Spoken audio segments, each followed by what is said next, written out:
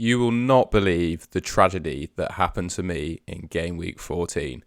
Absolutely ridiculous. I'll play the clip now.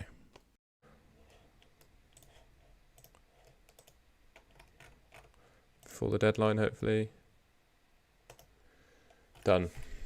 Oh, no! No. You're joking. FPL's frozen.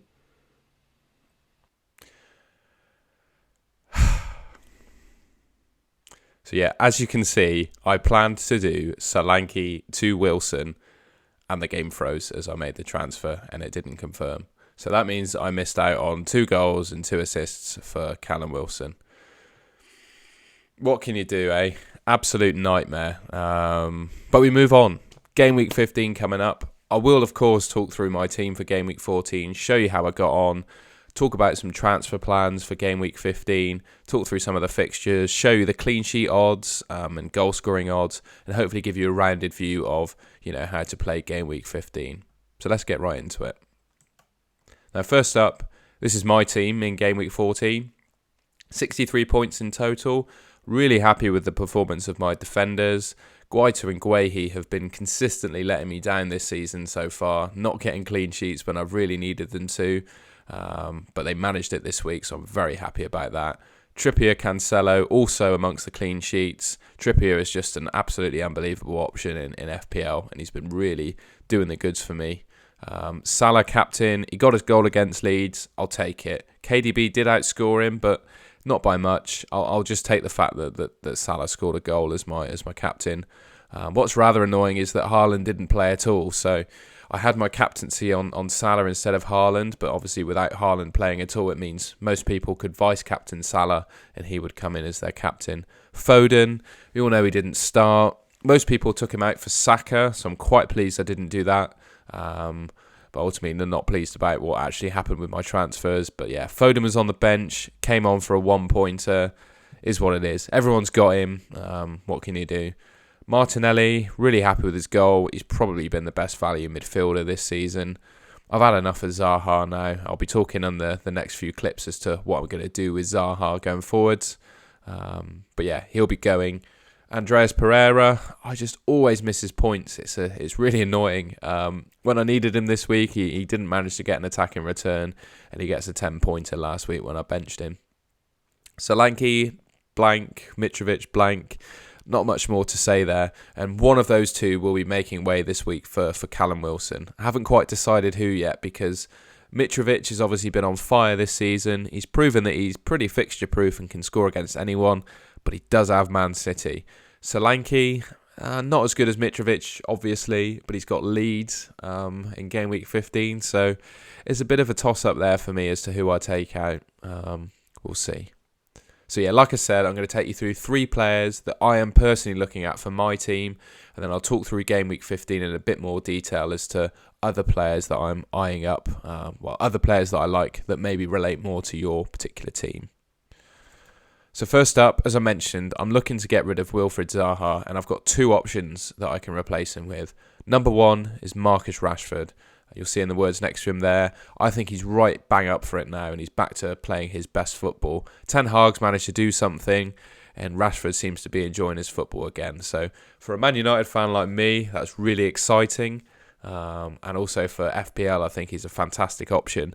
I always thought when the game started this year, 6.5 million for Marcus Rashford is a ridiculous price, especially, he could play centre forward for Man United, and the centre forward for Man United being a 6.5 million mid in the game is just a no-brainer to buy him, right? And that's what's been happening recently. I know Ronaldo played against West Ham, but I do think that's only because of Antony's injury. I think if Antony was in the team, Rashford would be playing centre forward, Sancho on the left, and that would be the team. But I think Ten Hag mixed it up a little bit. And I think he wanted a bit more height against West Ham as well, which might be why Ronaldo played. But regardless, we've seen Rashford playing up front, and even on the left wing like he played against West Ham, he can still get amongst the goals. His last 2 fixtures, he's got Villa and Fulham, 2 of the worst defensive teams in the league.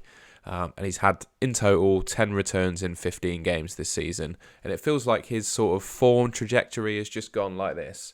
So he started off the season, reasonably quiet, and it's only picked up from there. So I feel like he could easily score 2 goals in those 2 games. So yeah, Marcus Rashford looks really exciting, and yeah, he will probably be making his way into my team. Unless, of course, the next man, Miguel Almiron, takes my fancy. I think really there's 2 options for me to replace Zaha with. This guy, I don't really need to say much about him. I mean, everyone knows the kind of form that he's in. His value in FPL is just outstanding. For me, I've got so much money in the bank that price isn't really a worry. To be honest, based on the form he's been, I think Almiron could quite easily be an £8 or £9 million player at this stage. He's the second highest scoring mid in the game, just behind De Bruyne at the moment. The guy's been in red-hot form. Newcastle have just been looking really, really, really good. I just can't see this form stopping until the World Cup. Obviously, this is my opinion, of course, but in my view, it's quite obvious that this is a purple patch for him. Based on the history he's had at Newcastle, he's never been a prolific goal scorer for them. So this season is, so far at least, I think you can still say it's a bit of an anomaly, but it doesn't matter. He's 5.6 million. He's become the second highest scoring midfielder in the game. 2 games until the World Cup. You think he could probably keep that form up until the end. So yeah, really like the look of Almiron. As I said, it's a bit purple patchy, so he scored 7 from 4 expected goals. So that does suggest that his finishing is higher than, models might project. So things will probably retract a little bit. But yeah, I think for the next 2 games, he's definitely worth a go if you don't own him already. Like, he's on 24% pretty much ownership already. He's expected to get 0.4 returns per 90, and his expected points total, according to Draft Hound, in game week 15 is 6.5, which is ludicrous. If you brought a player in and they scored 6.5 points, 7 points after you brought them in, you'd call that a successful transfer. So the predictions are saying that Miguel Almiron this week is going to be a good transfer, which makes me think, why the hell am I picking Rashford? But I think Rashford, he's a proven asset over more years than Almiron. He's just scored He's just scored his 100th Premier League goal, whereas Almiron's nowhere near that total. So that's what's swaying me to more towards Rashford. I think he's a slightly safer option than Almiron. And I do think the form for Almiron will drop off at some point. It's just whether it does that against Southampton and Chelsea, or it's the other side of the World Cup. Now, just going back to that team of mine, wrong screen. I did have Solanke and Mitrovic up front, and I want to replace one of them, but I haven't decided who yet. And obviously, the man that I'm going to replace them with is Callum Wilson. I had all the justification I needed last week to make the move. It just didn't come off for me. And I don't think I need to sell him too much. The guy's on penalties. His form is just red hot at the moment. I've got to be honest. I think when Callum Wilson's fit, he's England's second best centre forward. His penalty record is almost as good as Tony's. He just seems like he can score from pretty much like any position in the penalty box. He's an absolute, he's a poacher. But he's got a lot more to his game than that, as he proved at the weekend, getting 2 assists as well. So yeah, I just really like him as an option. Obviously, the only caveat, everyone knows this with Callum Wilson, is that his hamstrings are basically made of cheese. He seems to get injured pretty much, every sort of month of football. I think that's sort of mitigated by the fact you've only got 2 games left, right? If Callum Wilson can survive 2 games, which I think he probably can, I think he's a great option. He's got a 35% goal scoring odds for game week 15, and he's got a 5.5 expected points total. So he's looking a really good option for those 2 games, in my opinion. Well, I already thought that. I tried to bring him in last week. It didn't work out for me. I'm not going to think much about it. I'm just going to bring him in again. So yeah, that's the 3 players that I'm considering. I don't think it's groundbreaking at all. In my opinion, these are the 3 best players for the last 2 weeks around their price tags. So yeah, I don't really need to say any more on that. Finally, I just wanted to do a little preview of game week 15. I've got the fixtures here. I'll show you some clean sheet and goal scoring odds, and that should wrap up the video nicely. So Leeds-Bournemouth, first game on Saturday. Like I said, it's a tough one between Solanke and Mitrovic, who I sell. I think I'll be selling one of them. It's just a matter of who. I think obviously Leeds look like they might have turned a corner against Liverpool, but I'd like to see a bit more out of them just to prove that they have got it back defensively. So yeah, just one to consider.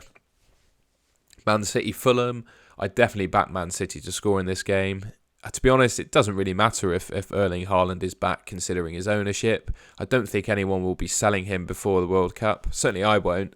I don't really pay attention too much to price tags in FPL, but I've probably got like 1 million tied up in him, and I think that's significant enough to worry about. But yeah, I definitely back Man City to score in this game. Hopefully Cancelo and Foden get amongst the goals. And Fulham, I would back Man City probably to keep a clean sheet, but you just never know with Mitrovic. All he needs is a scrappy penalty, or he can pull off, a wonderful header from a cross against most defenders in the league. He just seems to be able to manhandle pretty much anyone. So yeah, I wouldn't be surprised if Mitrovic scored against Man City. I'll say that much. Forest against Brentford. I've got to say, Forest have looked, well, they obviously got beaten by Arsenal, but they managed to keep Liverpool quiet. And without Tony away from home, I think Brentford they're going to struggle a bit in this game, in my opinion. I don't know. I was almost about to say that Nico Williams is almost a sensible start, but Brentford, I just don't think they've got it away from home. They seem to look really good when they're at home, but away, they just don't seem to be on it. So yeah, looking like a Wolves win that one for me. Wolves and Brighton, I think there's another scoring opportunity for Trossard in this game.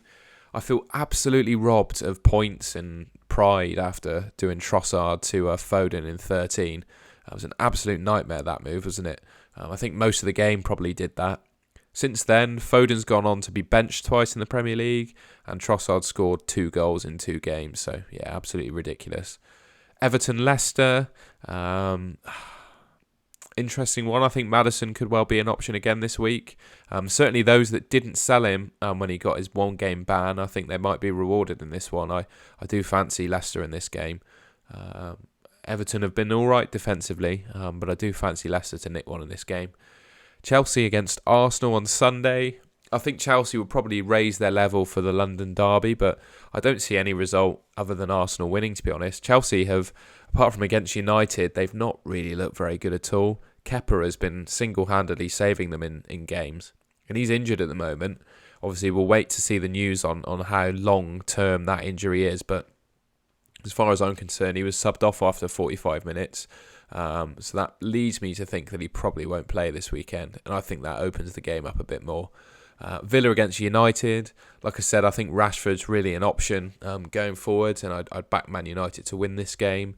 Southampton against Newcastle, obviously all eyes on Trippier, Almiron and Wilson. I might well have a Newcastle triple up going into this week. West Ham and Palace, quite a lot of us with Palace defenders. Not sure they'll be able to keep a clean sheet in this one. And it's the game that I'm going to be transferring Zaha out for, which means he's absolutely going to score. And then we've got Spurs and Liverpool as the last one of the week.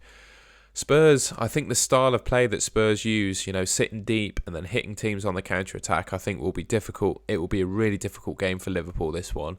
And I definitely back Kane and Son to get amongst the goals, because whilst Liverpool don't seem to be too bad going forward, they can't defend for their lives at the moment. And I really would back Spurs to at least score 1 goal, maybe 2 or 3 this game. I really do. So that's it for the fixtures. And then I just wanted to show quickly what FPL Factory is saying about clean sheet and goal scoring odds. If you didn't already know, FPL Factory is a completely free website where you can go and look at clean sheet and goal scoring odds that you usually have to pay money for on other sites. So I think really there's only one team at the moment that the odds are suggesting might keep a clean sheet. I think looking at 30% and below is a bit hopeful, really. Man City there at 47%. Obviously playing Fulham. Mitrovic is always a problem, but I would back their defenders this week to keep a clean sheet, I think. The numbers are there, but I wouldn't single out any other team, I think, to actually keep a clean sheet. Other than Man United, maybe. I do think that they've turned a corner defensively. We saw against West Ham, they were getting absolutely battered, but they just managed to hold on. I think Martinez, Dalot, De Gea looking like the goalkeeper of a few years ago. I think that's probably the third team I personally would back, or the second team, sorry, I'd personally back to keep a clean sheet. I don't mind Dallo, even though he's on 4 yellows, or Shaw as options in FPL at the moment. And then finally, just the goal scoring odds. Top of the list is Haaland. Obviously, remains to be seen if he actually plays. Yeah, we'll just see on that one. We've all got him, so whether he does or not, I don't think it really matters. Kane is right up there. Callum Wilson, Salah, De Bruyne, all the names that you expect amongst the goal scoring odds. And they're there for you to see. So that concludes the video. That's everything I wanted to show. Hopefully it gives you a good preview of Game Week 15 and you can laugh at my misfortune last week. Until the next video, I'll see you later.